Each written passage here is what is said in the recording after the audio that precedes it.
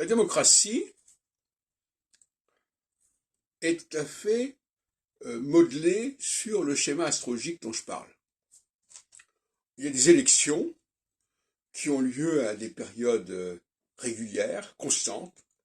Dans un système démocratique, on ne change pas les dates, le rythme des élections, les intervalles des élections, sauf à changer de constitution, évidemment, comme on l'a fait sous la Ve République à plusieurs reprises.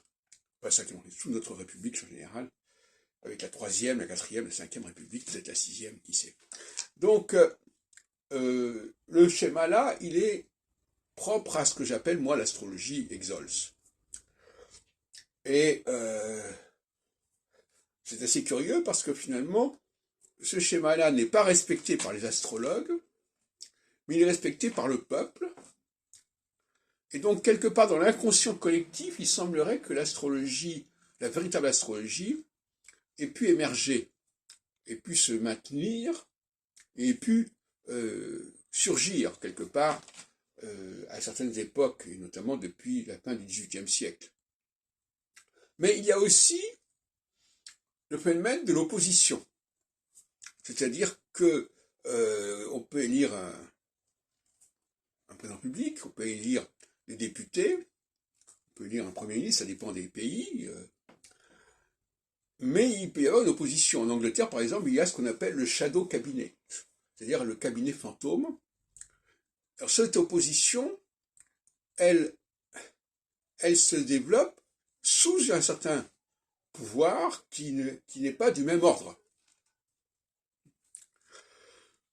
Et c'est exactement ce que j'ai expliqué tout à l'heure à propos de la méta-astrologie, c'est-à-dire des événements qui se déroulent pendant une période, mais qui sont en sens inverse de la période, qui sont en réaction à la période, qui sont déterminés par cette période-là, mais qui sont finalement réactifs. Et on le voit par exemple actuellement, il y a une volonté de la part du gouvernement concernant les retraites, mais il y a une réaction, mais il y a une opposition. Et c'est ce que j'appelle la méta-astrologie, c'est-à-dire cette opposition, elle n'est pas certaine, elle n'est pas nécessaire, à la différence du processus fondamental qui est lui-même là, solsticial équinoxial, mais elle peut tout à fait se produire.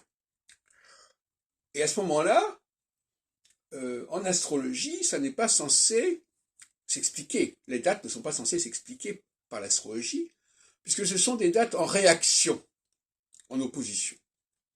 J'en ai déjà parlé. Et puis, je continuerai en disant que paradoxalement, j'ai appris l'astrologie en même temps que le droit constitutionnel, et que finalement, les deux se sont